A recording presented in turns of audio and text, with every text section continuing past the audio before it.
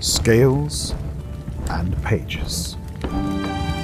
Written by Nikolai Weiskopf. Read for you by Adam R. Watson.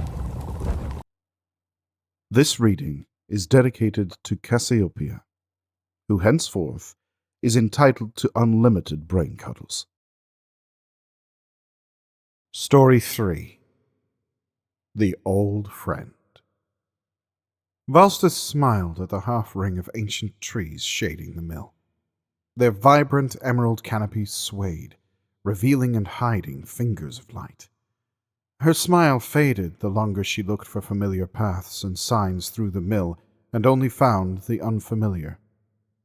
Silently, she counted the years she'd been away and stopped when the number flushed her cheeks with heated shame. Eyes darting for a distraction, she noticed the mill showed no signs of slowing down, despite the sun hanging low in the sky. A breathtaking blend of species hauled lumber, pulled saws, and laid out sheets to dry below red crystals filled with captured sunlight. Multiple essay ideas on magical industrialization raced across Valstus's mind. The impulse to stop, research, and write warred with the demands of her goal. Anxious itches raced down her limbs. The familiar scents and sounds helped ease those itches, until suddenly wood groaned and snapped. "Cut the reins!" a voice shouted. Horses neighed and threw up the earth in a frantic gallop. She rushed out onto a hill past the tree line and watched a cart fall over. Long, raw logs rolled out. She sniffed the air and didn't taste blood, but an angry buzz warned her it was too soon to be relieved. Agatrice floated over her workers. Her barbed legs rubbed together. A grating gnashing joined the buzz of her wings. Decades ago, she'd lost the strength to fly. Valstus had enchanted an amber necklace to help. She saw the necklace glowing in the evening sun and smiled. On the heels of those emotions, she remembered Agatrice's first lecture. Every harsh word also had a lesson. Valstus's heart sank when she noticed her friend's vibrant compound eyes were more milky white than the color-shifting greens and purples. The conflicting emotions froze her in place on the hill. "Mr. Elson!" Agatrice shouted. "Yes, Miss Agatrice." A brown bark-skinned woodfolk answered and stepped up. "Line up the crew responsible for this," she ordered, and buzzed up till she stood on the side of the tipped cart. Elson whistled, pointed, and soon had a line of workers assembled. "How many logs are here?" Agatrice asked, and stared directly at each worker. "We're sorry, Boss Triss, but—" A young dwarf started and immediately stopped when Agatrice spun towards him.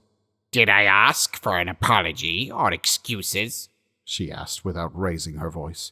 No, boss. There's 32 logs," the same dwarf answered. "Mr. Elson, what is the maximum number of logs we allow on these carts?" Agatrice asked without looking at him. 30, miss," Elson answered and glared at each worker.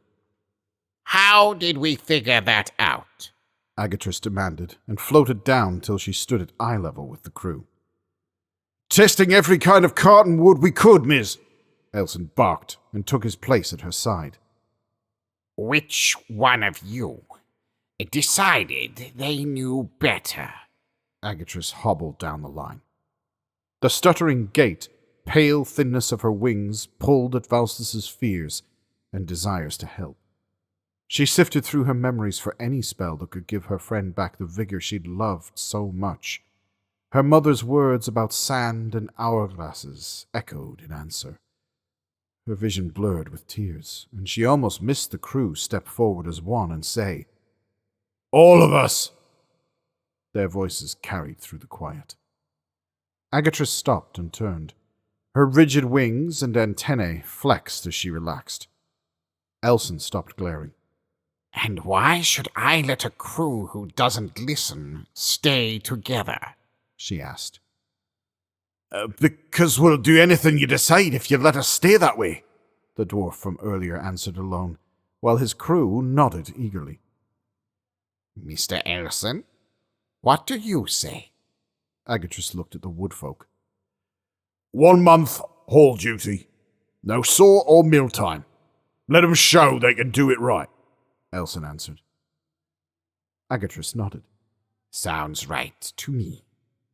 Get this cleaned up, she ordered, and floated up to the middle ancient tree, landing on a balcony magically shaped from the wood. Valstus tipped her head to listen. Some angry mutters, but nothing murderous. Similar to the words she'd grumbled after Agatrus's first lecture to her. If the lectures hadn't changed, perhaps her friendship hadn't changed as well. With that hopeful thought, she walked down the hill. A few eyes passed over her, but no one stopped to stare. The air and light runes pulsed against her skin. They'd passed their first test flawlessly. She strode ahead, waving until she caught Elson's eye. He leaped and ran the distance between them in 2 blinks. Sorry, we weren't expecting any visitors. Who are you? He asked, voice even but not friendly. I'm an old friend, Valstus answered. Who hides their face? Elson shot back and crossed his arms, his bark-like skin grinding against its ridges. Yes, because remembering me is dangerous, Valstus said and leaned in. Please tell her a friendly storm is coming. Elson's yellow eyes narrowed. He reached up, and a vine fell from the immense canopy overhead. Wait here, he ordered, and tugged once. In answer, the vine pulled him up till Valstus had to squint to see him properly. With acrobatic grace, he flexed his body and swung forward, landing on Agatrus's balcony. Cocking her head, Valstus focused until she could hear nothing but Elson and Agatrus. He's coming, Elson finished.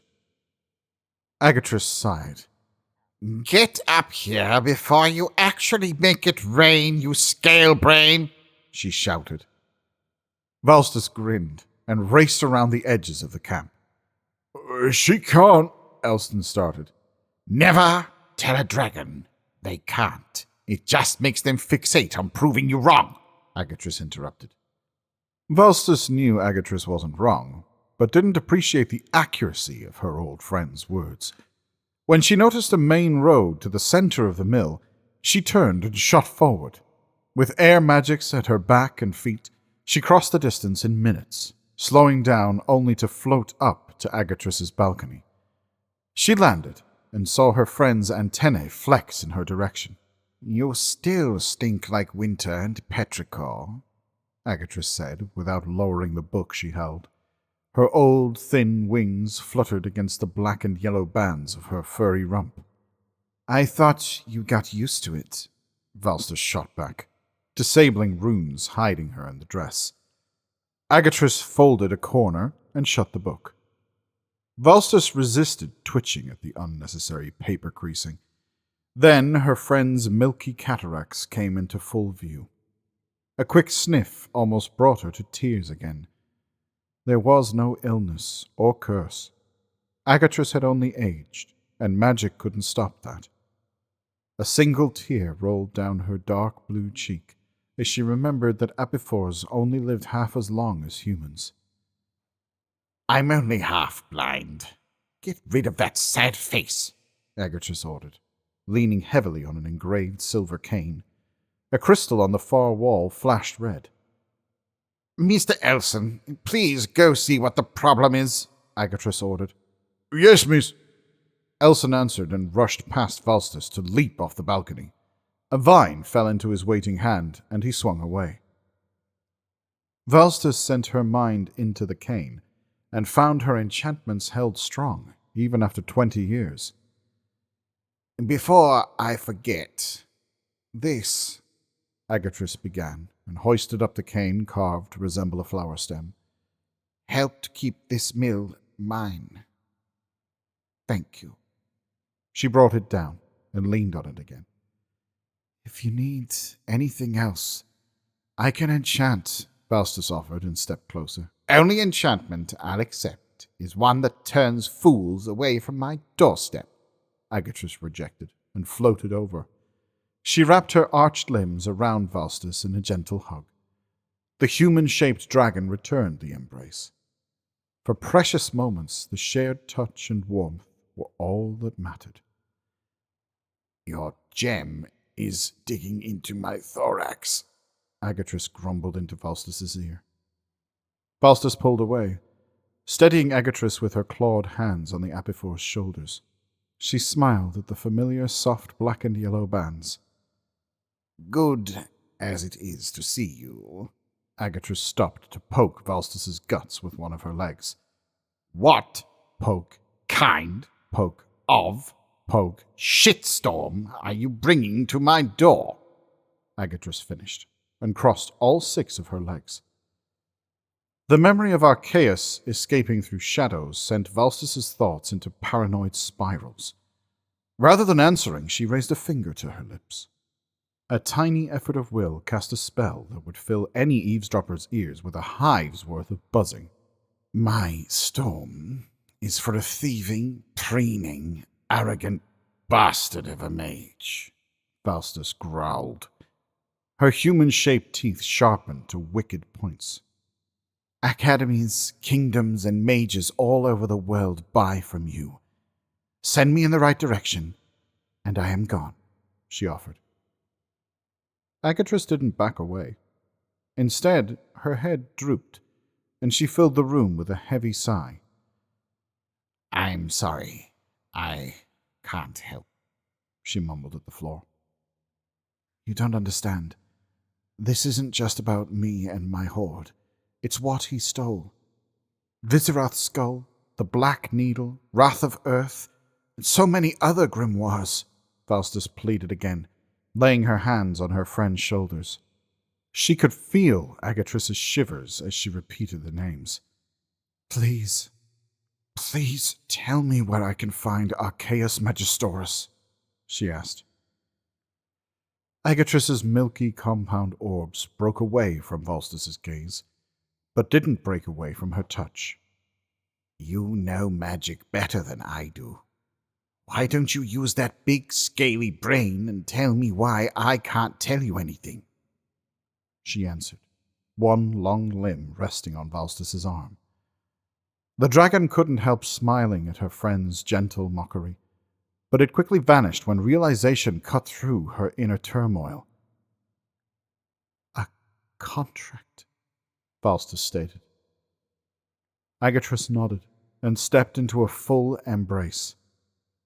I'm sorry, she mumbled. Her wings gently hummed. It's not your fault, Faustus consoled. And it was true. Magical contracts were common because their consequence clauses had infinite varieties. Silence was considered the gentlest compulsion. Breaking contracts always inflicted a lifelong curse at best, and a gruesome death at worst. Wrath and anguish warred in Faustus's head. She cursed the paranoia of all mages, herself included. If she hadn't been isolated, if she'd destroyed the grimoires rather than collecting them, if she'd only risked Arceus' threat to implode her cavern. So many useless solutions for the past cluttered her mind. Each time she swatted them away, it forced her to the present and faced her failure. Finally, she let her head rest on her friend's soft, furry shoulder and let hot, angry tears flow. It's not your fault, she whispered again to Agatrice. It's mine, she thought to herself, and focused on their shared warmth and touch. Slowly, the raging storm in her mind quieted. I will find him and stop him, she promised. Agatrice nodded against her chest. Her wings buzzed cheerfully. Good girl. Now tell me about this, she said, and tapped the gemstone library. Balstus wiped away her tears and smiled. "You best sit down. It's a long story."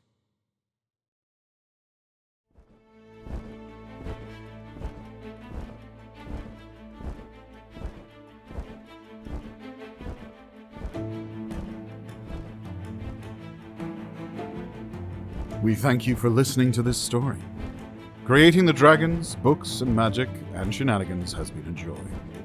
Find more of Nikolai's stories and Adam's content in the links enclosed. This is a work of fiction. Names, characters, places, and incidents either are the product of the author's imagination or are used fictitiously. Any resemblance to actual persons living or dead, events, or locales is entirely coincidental. All rights reserved. No part of this book may be reproduced in any form or by an electronic or mechanical means, including information storage and retrieval systems, without permission in writing from the publisher, except by a reviewer who may quote brief passages in a review. No generative artificial intelligence, AI, was used in the writing of this work. The author and narrator expressly prohibit any entity from using this publication for purposes of training AI technologies to generate text, audio, video, including without limitation technologies that are capable of generating works in the same style or genre as this publication. The author reserves all rights to license uses of this work for generative AI training and development of machine learning language models.